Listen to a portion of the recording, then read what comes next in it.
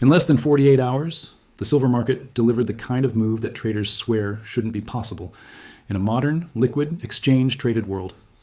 At the peak of the shock, headlines circulated that silver had fallen roughly 30% from its highs, while gold logged a one-day drop around 9%, a lurch so violent it felt less like a market and more like a forced evacuation.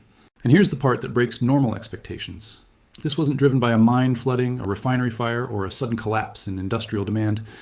It was driven by paper mechanics, margin, leverage, liquidation, the plumbing. While most people were staring at the red candles, the institutions were staring at something else.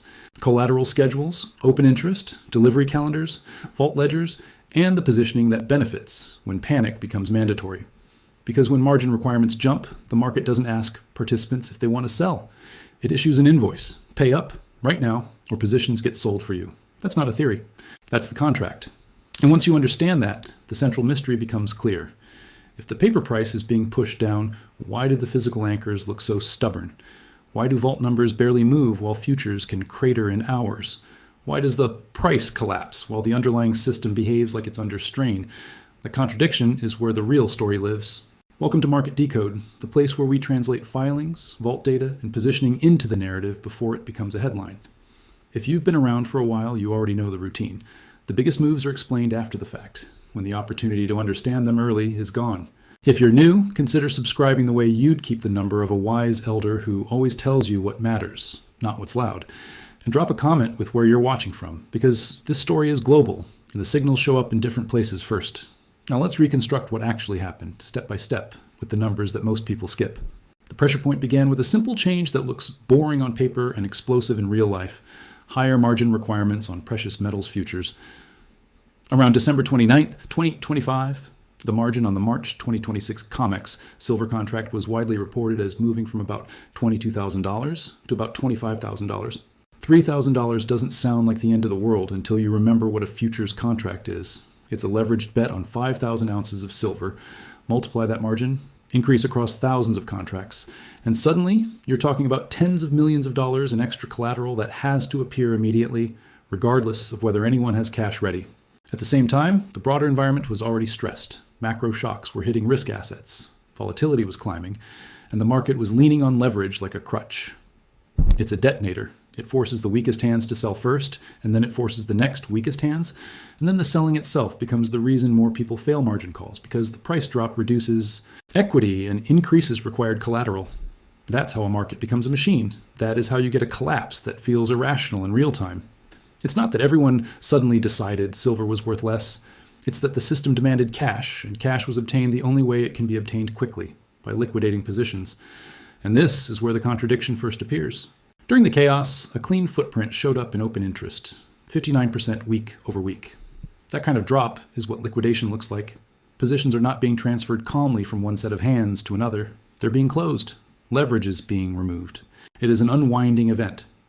But while paper positions were being blown out, the physical reference points were not collapsing in the same way. 3% lower month over month. That number matters because it represents a tangible stock base, a physical anchor. When the price crashes, but the anchor barely shifts, you're not watching a simple supply and demand story. You're watching a dislocation between how paper reprices and how physical reality adjusts. Now, if this feels familiar, it should, because this playbook has a history and markets love to repeat the same story with new costumes. In 1980, the silver market experienced a dramatic run-up followed by a collapse that wasn't just about fundamentals. It was about leverage, positioning, and sudden rule changes that altered who could hold what and under what conditions. The result was not a gentle correction. It was a violent unwind that punished the late crowd and rewarded the side that understood the mechanics. And what followed was not just lower prices. What followed was a reshuffling of who controlled risk. And then, in 2011, silver again became a case study in how margin changes can alter destiny. As the price surged, margin requirements were raised multiple times in rapid succession. Regardless of where you stand on the enthusiasm of that era, the mechanical effect was undeniable. Higher margins forced a wave of selling, and the market's trajectory changed abruptly. The outcome wasn't mysterious. It was structural. When the cost of holding the same exposure rises suddenly, some holders must exit. That is not ideology. That is arithmetic. So when you see late 2025 into early 2026 deliver another episode where margins rise, volatility spikes, and prices plunge, it's not a new phenomenon. It's the same mechanism, repeating. Now let's talk about the players, because markets don't move in a vacuum. When the tape turns chaotic, different institutions have different advantages, and some of them are positioned not to fear volatility, but to harvest it. Start with the exchange infrastructure itself. The CME Group, through its risk management process, sets margin requirements for contracts like COMEX silver futures. That's normal. But normal doesn't mean neutral. Timing matters. When margin levels are high, it filters out weaker participants and concentrates exposure among those with deeper capital. When margins are raised during stress, it can accelerate stress. The exchange can say it is protecting the system, and it may be, but protecting the system can still mean breaking the crowd. Then you have the large traders and institutions operating across regions, $5 billion in value. The reported profit figure floated around $500 million as the rout unfolded. Think about what that implies. While the public narrative was catching up, someone was already positioned for the outcome that margin stress tends to produce. And you don't need to assume coordination to see coordination-like outcomes. When rule changes and positioning line up, the market can look orchestrated even when it's simply systemic. The mechanics do the work. A margin hike forces sales. Forced sales push prices lower. Lower prices validate shorts. Validated shorts attract more selling. And the loop continues until someone with capital decides the price has fallen far enough relative to the real-world constraints. Now add another layer, geography. Silver is not just one market. It's a network of markets with different conventions, different delivery processes, and different demand profiles. Futures in New York behave differently than physical flows in London. Industrial demand in one region can be steady, while speculative flows in another region are being crushed. That's how you get the signature dislocation. Paper screams collapse, while physical whispers tightness. Here's where it gets interesting. In a pure, efficient market, these signals shouldn't diverge for long. If the paper price is genuinely reflecting abundance, physical inventories should swell, premiums should collapse, and availability should feel easy. If physical conditions are tight, paper can dip, but it shouldn't stay divorced from reality without consequences. Yet episodes like this create exactly that kind of temporary divorce. Let's put the dislocation into plain language. Paper silver is like an enormous set of IOUs that can be created and traded rapidly. It is flexible, instantaneous, and highly sensitive to leverage. Physical silver is the actual metal, stored, shipped, assayed, refined, and delivered. It is slower, stickier, and constrained by logistics. During a margin-driven shock, paper can be forced lower in hours because leveraged participants are compelled to reduce exposure. Physical cannot be forced to appear in the same way. You cannot margin call a vault into producing more metal. You cannot liquidate a refinery into shipping faster. You cannot raise requirements and instantly change the physical balance. So the two worlds move at different speeds. This is why vault data becomes so important. 3% month over month, that suggests the physical baseline is not collapsing alongside the paper move. It doesn't prove a shortage by itself. It proves something simpler. Physical stocks are not responding with the same speed or magnitude as leveraged futures. 59% in a week. That suggests participants were exiting paper exposure rapidly. Again, not a calm reallocation, an unwind. And when open interest drops in a liquidation event, it can also reduce the immediate pressure for delivery because fewer contracts remain open. That can temporarily relieve visible stress in the delivery channel, even while physical demand remains steady underneath. So what does it mean when they're forcing the paper price down, but something isn't working? It means the paper suppression mechanism can succeed at moving the headline number, but it cannot rewrite the underlying constraints of the physical world. It can compress the price, it can shake out weak positions, it can even change sentiment for a while, but it can't manufacture metal, and it can't erase long-term demand drivers. That's the part most people miss. Now let's make the mechanism crystal clear, because it sounds complex until you see it as a simple chain. Imagine a crowded theater where everyone is holding balloons and the balloons represent leveraged contracts. The theater is calm until the management announces a new rule. To stay inside, you must pay an extra fee immediately. Some people can pay, many cannot. The ones who cannot have to leave, and when they leave, they drop their balloons. Dropped balloons pop. Popping balloons scares others, and some of them rush out too, dropping more balloons. So the exits clog. The panic becomes self-fulfilling. In markets, the extra fee is margin. The balloons are leveraged exposure. The exits are liquidity windows. And the popping balloons are forced liquidations hitting the tape. When margin rises from roughly $22,000 to roughly $25,000 on a key silver contract, leveraged longs have to post the difference fast. If they don't, brokers liquidate positions. Liquidations push prices down. As prices fall, account equity shrinks, which triggers more margin stress, which triggers more liquidation. That is the reflexive loop. Meanwhile, large, well-capitalized players can survive the loop. They can maintain positions, add positions, or stand aside and wait. If a major player is already short, the loop can be profitable. If a major player has cash, the loop can create bargains. But in every case, the loop transfers advantage from the leveraged and undercapitalized to the capital-rich and mechanically prepared. Now, some viewers will ask, does this mean the system is broken? Not necessarily. It means the system is designed to prioritize solvency over comfort. It is built to ensure collateral is sufficient, even if that collateral demand triggers market violence. That's what risk management looks like in real time. But it also means that the price you see during the violence is often less about the long-term equilibrium and more about who is being forced to sell at that exact moment.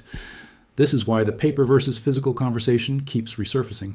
During normal times, paper price discovery works well enough, and most participants treat it as the price. During stress, paper can become a liquidation price, and liquidation price is not the same as equilibrium price. There's another number that helps you feel the scale of this leverage dynamic. CME's own published margin schedule for COMEX 5,000-ounce silver futures has shown eye-watering. Collateral figures around this period, including a listed January 2026 initial margin level of $109,800. Read that twice. One contract represents 5,000 ounces. The exchange is effectively saying, if you want to control that much exposure through our clearing system under stressed conditions, we want 6 figures up front immediately. And once margins get that heavy, the market's character changes. A smaller pool of capital-rich participants can carry exposure. A larger pool of capital-light participants is forced to step back. That concentration alone can make price action sharper because fewer hands are holding the rope. When one of those hands lets go, the move travels farther. This is also why the phrase paper price matters so much. Paper is not fake. It is a valid, legally binding claim within a specific system, but it is a claim that lives inside rules. Those rules include maintenance margins, variation margin, settlement conventions, and delivery terms. If you ignore the rules and stare only at the chart, you miss the actual levers. Now consider the delivery side for a moment. Futures markets are designed so most contracts never become physical delivery. They're hedging vehicles, speculation vehicles, and liquidity tools. That's normal. But in stressed periods, the idea of delivery becomes more important because it reminds participants there is a physical reference point behind the paper. When open interest drops sharply, as it did into early February 2026, it can temporarily reduce delivery pressure simply because fewer contracts remain open, and fewer participants are willing to carry exposure into a volatile settlement window. At the same time, physical demand is not one monolithic force. Silver is an industrial metal and a monetary metal. Industrial users care about supply chains and reliability. Investors care about price and trust. During a paper flush, industrial buyers may not suddenly stop needing metal for manufacturing inputs. Investors, on the other hand, may reduce exposure simply because their financing terms changed or their risk limits were hit. Those motivations can diverge, and that divergence is exactly what produces the sensation that paper is collapsing, while the physical world feels slower and more stubborn. This is where the psychological trap catches people. A steep drop convinces observers that the market is sending a clear message of abundance. But liquidation drops are not messages. They are events, forced actions under constraints. If you want the message, you have to look at what happens after the forced action ends. Do premiums normalize? Do inventories rebuild? Does open interest stabilize? Do margins ease? Those are the signals that tell you whether the flush was a temporary financing shock or a deeper shift in the underlying balance. So when you hear they forced the price down, sometimes the cleanest translation is the financing terms tightened at the worst possible time for leverage longs, and the unwind did the rest. The market didn't need a mastermind. It needed a margin schedule and a crowd on the wrong side of it. And when you hear something isn't working, sometimes the cleanest translation is the physical system did not instantly validate the paper crash. London Vault data stayed relatively steady near 27,729 tons at the end of January 2026. Supply chains did not suddenly overflow with excess metal. The difference between the liquidation price and the physical ecosystem became visible. That visibility is uncomfortable because it exposes how much of modern price discovery can become the price of leverage, not the price of a thing. One indicator that often reveals the next phase is the spread structure. When fear is purely speculative, futures curves can stay comfortable, with later months priced higher than nearby months. When the system tightens, the nearby contracts can become unusually sensitive and spreads can compress or even invert as participants pay up for immediacy. You don't need to memorize every term.